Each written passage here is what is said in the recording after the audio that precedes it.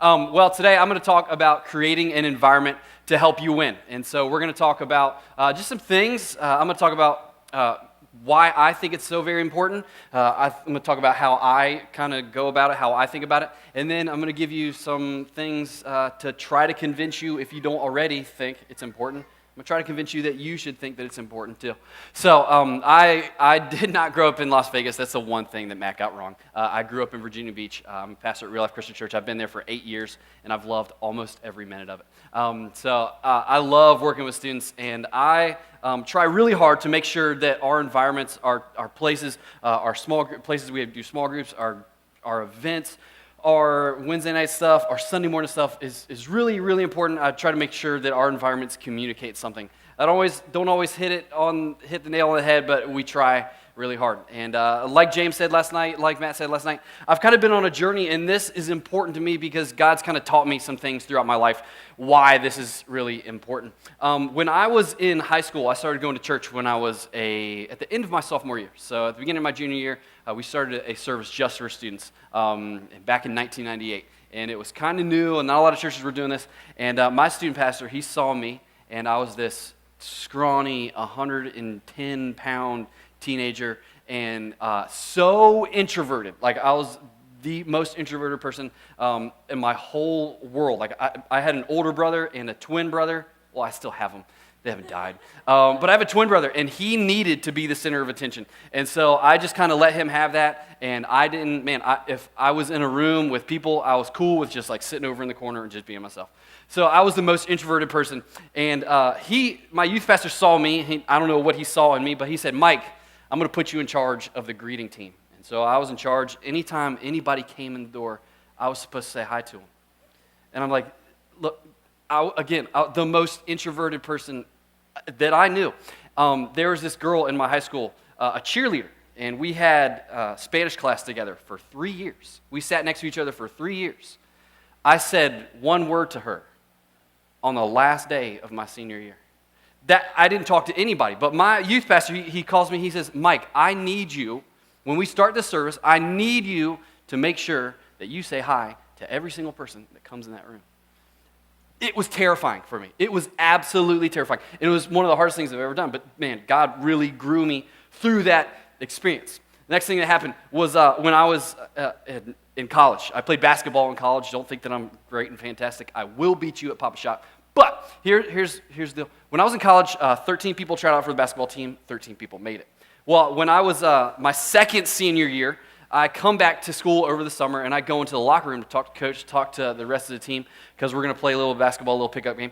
And I go into the locker room, and there in the room is my coach and about 3 or 4 other players. And on this whiteboard in the middle of the locker room are all the names of all the players that are coming back and who are going to be on the team. He's got positions assigned and numbers assigned, except for one glaring absence, which was my name. And so I'm like, "Yo, coach, what's going on here? I thought I was going to play. I thought I was going to be on the team." And coach had no idea that I was going to be there. It was clear to me that the other players didn't know that I was going to come back. But it was clear, too, that coach didn't want me on the team, that the other players didn't want me on the team. And in that room, I knew at that very moment that I was unwanted and I was unaccepted. It was one of the most awkward situations I've ever been in my entire life. And so I know the feeling of walking into a room and not being wanted there. And it is terrible. Anybody feel me on that? It's the worst. The next thing that happened is I moved back, got married, moved back here, got a job at Best Buy. And again, I'm pretty introverted, but I've grown a little bit in my introversion. I'm kind of, changing in the spectrum. I can say hi to people without crying in my pillow at night. Well, I get a job at Best Buy, and so this job is standing at the front door saying hi to everybody that comes in the door. And again, this is absolutely terrifying for me. There's like old friends from high school that come in, and they're like, "Oh, Mike, you're working at Best Buy. Great, fantastic. Life took off for you." And I'm like, "Hey, if you work at Best Buy, cool. I'm not trying to say anything bad about retail." But again, I'm at the front door. I'm an introvert. I'm saying hi to people. And so it was absolutely terrifying. But again, God, he really, really grew me in that area of my life.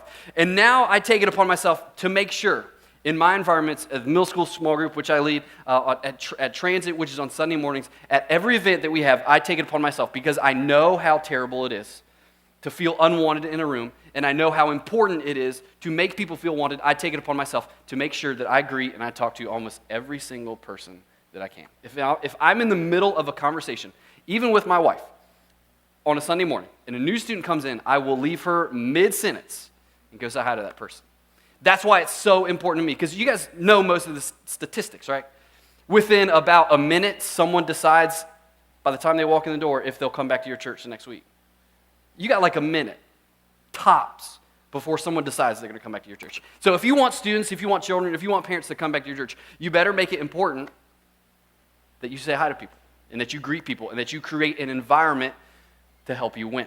So part of that environment is the people that you have in the room. And if you're an introvert, I'm going to give you some tools, and I'm just going to share with you some things about how I think and how our team thinks about creating an environment to help you win. And so I think about it in three ways, and they're all numbers. It's 2, 3, 1. And I know this is driving some of you crazy because you want it to be 3, 2, 1 or 1, 2, 3, but I'm on stage and you're not. So this is 2, 3, 1. So a couple things that we want to do. First is two things. It's two phrases. We want to create an irresistible environment. We also want to create an unforgettable experience. So an irresistible environment is a place where students have to be. They have to be there. So on Sunday morning, there's no better place that they want to be than at your environment. On Wednesday night, there is no better place that they want to be than at your environment. So we take really special care in our room. We just renovated our church. We have a new student room, which is awesome. We got really cool gray paint and some orange chairs that are awesome. We got an Xbox One. We got a foosball table and an air hockey table, which is great. Students want to be there. We got free donuts. Man, students, they really enjoy coming and eating the free donuts. So do I. So we want to create that irresistible environment. On Wednesday nights when we have our small groups, we make sure that the dog is put away. We make sure that the sofa is cleared off. We make sure that there's snacks and brownies. We make sure that the room smells good because our middle school small group meets in the home of a middle school boy. Middle school boys smell bad, so we make sure that it smells good. We don't want kids walking in there just getting that middle school boy funk, all right? We want to create an irresistible environment where students want to be. We also want to create an unforgettable experience. And this is a little harder because, we got budget and time constraints and all this stuff, but we want students to come to our environments and have an unforgettable experience. And what that looks like in your context is different from what it looks like in ours. But we want our students to have fun. We want to have our students wake up on Thursday morning and say, oh man, remember what we did last Wednesday night? Or this last night? It was so great. It was so awesome. One night we had Santa Claus show up on his way back from vacation from Florida. And he just had fun. He passed out presents, threw a pie in somebody's face. But that's an unforgettable experience. On our trips and our gatherings and stuff, we go to Mexico. We want that to be an unforgettable experience. So in San Diego, we take our students to Sunset Cliffs. You ever been to Sunset Cliffs in San Diego? It is amazing. And you can watch the sunset from these cliffs. And some people jump off. Some people don't, and then they get mad and bitter. But it's an unforgettable experience that we share together. So we want our students to have an irresistible environment and an unforgettable experience. We also ask 3 questions. That's the 3 to the 2, 3, 1. And so the 3 questions are this. And I explained this to my small group leaders and my volunteers. On Sunday afternoon or Wednesday night, when you're looking back over the day and you're kind of examining and doing an autopsy on our gathering, whether it's transit on Sunday mornings or small groups on Wednesday night, I want you to know precisely if it was a win, if it was a good night. And so we ask 3 questions because, you can look at quantity, you can look at the number of people that showed up, but quantity, it tells you something, but quality tells you even more.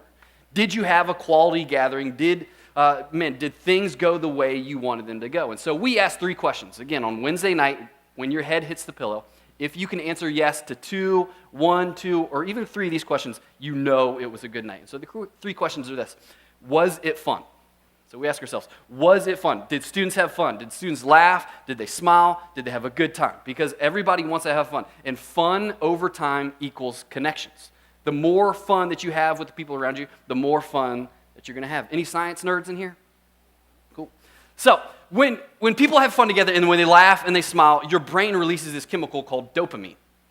Dopamine is a bonding agent. And so when you laugh and you smile, if someone told you a joke around your table and everybody laughed, your brain releases dopamine. Dopamine has a bonding agent in it, and it brings people together. It creates community. It creates bond. So we ask, is it fun? Because, man, you could have the greatest message there ever was, but if it's not fun, students aren't going to come back. So we ask, was it fun? We also ask, did I help students move in relationships with each other?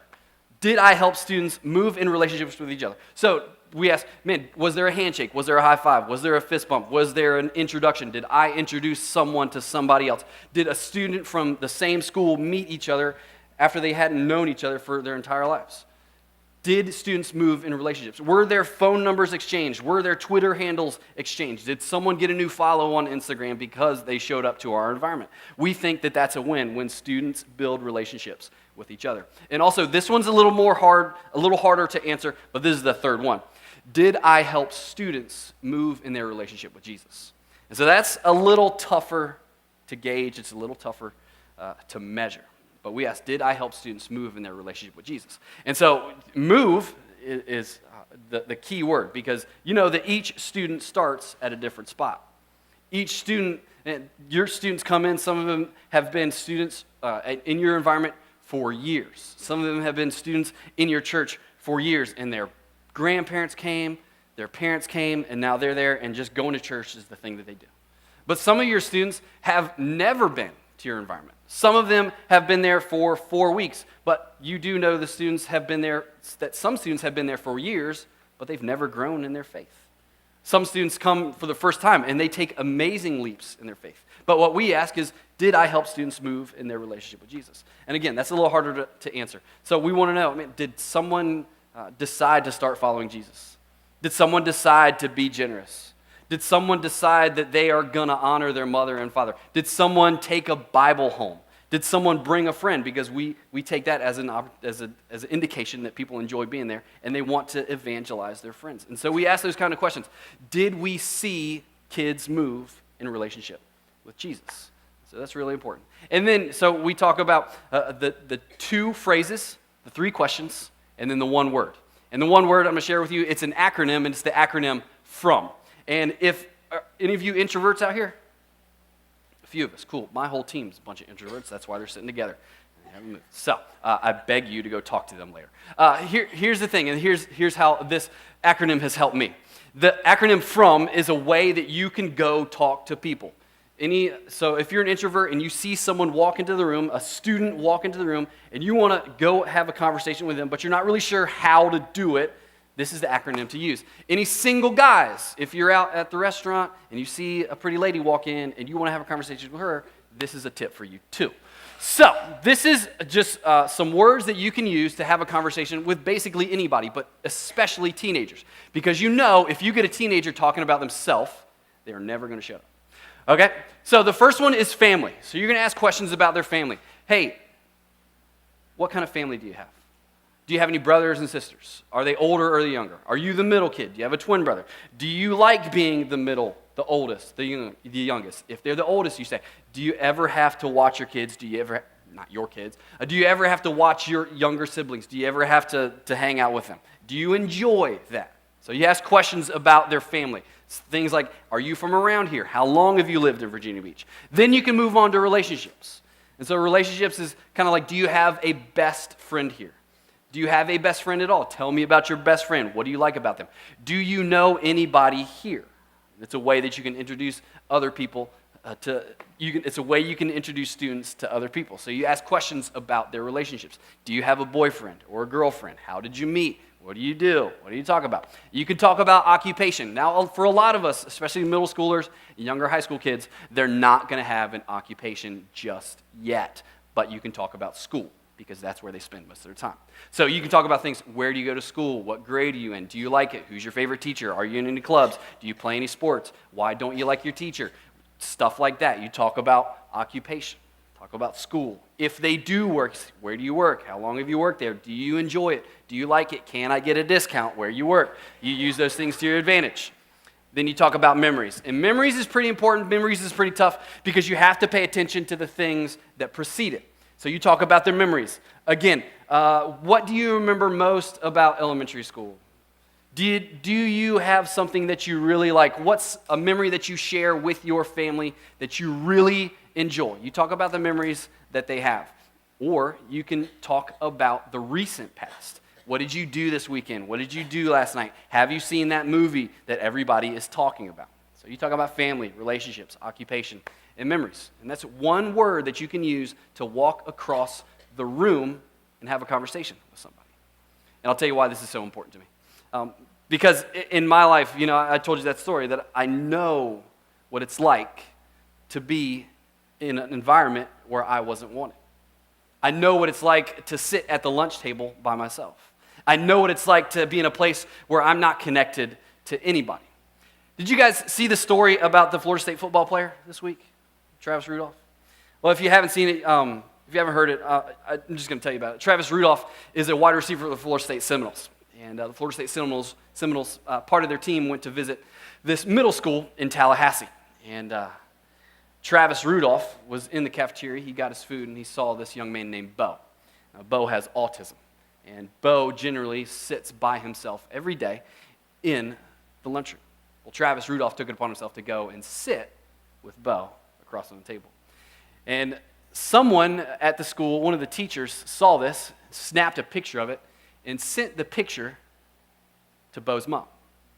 I'm going to read you what Bo's mom wrote in an interview.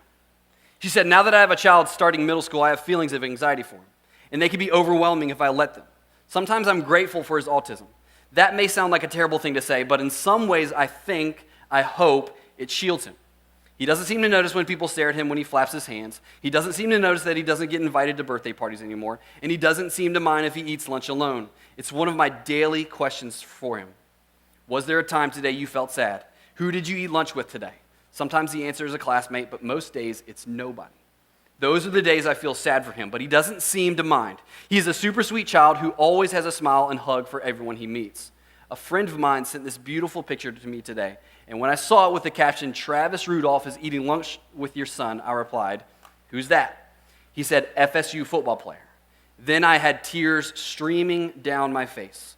Travis Rudolph, a wide receiver at Florida State, and several other FSU players visited my son's school today. I'm not exactly sure what made this incredibly kind man share a lunch table with my son, but I'm happy to say that it will not soon be forgotten. This is one day I didn't have to worry if my sweet boy ate lunch alone because he sat across from someone who is a hero in my eyes." Listen to this quote. It'll be up on the screen. "Travis Rudolph, thank you so much. You made this mama exceedingly happy and have made us fans for life." Don't you want your students and your parents to be fans of your church for life? Isn't that what you want? And all it takes is for you to walk across the room and say hello to somebody. All it takes is for you to walk across the room and say hi. You want to create an environment that'll help you win? And just go say hi to people. Just go shake their hands. Do you remember the story that John shares in chapter 4 of his gospel? Jesus is passing through Samaria, and the Jews and the Samaritans, they hated each other. Well, John says that Jesus had to pass through Samaria. And so he comes to this certain village, and he sends his disciples into the town to get food. And Jesus sits down at this well, and he does this on purpose. There's no one there, but along comes a young lady to draw water from the well. And you may know the story of why she's alone, because she's hated. She's had so many failed relationships. She's an outcast. She's unwanted. She's unacceptable to the people in this village. And she sits down beside Jesus, and they have this conversation. Jesus just strikes up this conversation. And we're not going to get into all the theology, all the living water, and all that stuff. You can read the story on your own. But basically what happens is Jesus just strikes up a conversation with this woman. He says hi to her, and he changes her life forever. John says, at the end of the conversation, that the woman left her jar of water. She goes back into the town, and she tells everyone in the town about Jesus. John 4:39 says this, "Many of the Samaritans in that town believed in him because of the woman's testimony." The people in the town convinced Jesus to stay 2 more days. And even later, John says that even more Samaritans came to believe because of his words. And it all started because Jesus went and said hello. And Jesus went and said hi. Here's the deal. You have no idea who stands on the other side of that hello. You have no idea who stands on the other side of that hello. Because of that woman, because Jesus said hello, that woman's life was changed forever, and all those Samaritans' lives were changed forever. You have no idea who stands on the other side of that hello. See, students in our environments, they walk in every Sunday, every Wednesday, every Sunday night, every Thursday. Whenever you have the thing that you do, they walk into our context and they have one question on their minds. Does someone notice me? Does someone care? Will someone accept me? Will someone notice that I'm a human and I walked in this room? And I hope and I pray that you want what I want in my environment. That students will come and they will experience love, that they will experience acceptance, and they will experience the grace that Jesus extended us. And it all starts when we walk across the room. So look, man, do those things. Go do the things that make your environment great. Get the donuts, hook up the Xbox, make sure that the basketballs are pumped up, make sure the dog's away, and do all those things that make your environment great. But here's the thing. Here's the thing that my church doesn't have, that James's church doesn't have, that the church down the street doesn't have, that the biggest church that Smiley preachers and pastors and Joel Osteen doesn't have. He doesn't have you. He doesn't have your particular set of skills and talents and abilities. He doesn't have your capacity to create relationships. He doesn't have, the other church doesn't have the knowledge that you have about your students. And your students need you. And your students want you. And your students want to be accepted by you. You know why they call it home field advantage, right? It's not because the goalposts in the end zones are different. It's not because the rims and the basketball goals are different. It's because the people in the stands. Students don't connect to messages. They don't connect to funny games. They don't connect to prizes. They connect to people. And they will connect to the people in this room when we decide to get up and walk across the room and say hello. Here's the thing, and I'll say it again. You have no idea who stands on the other side of that hello. You have no idea whose life you can change just because you started up a conversation.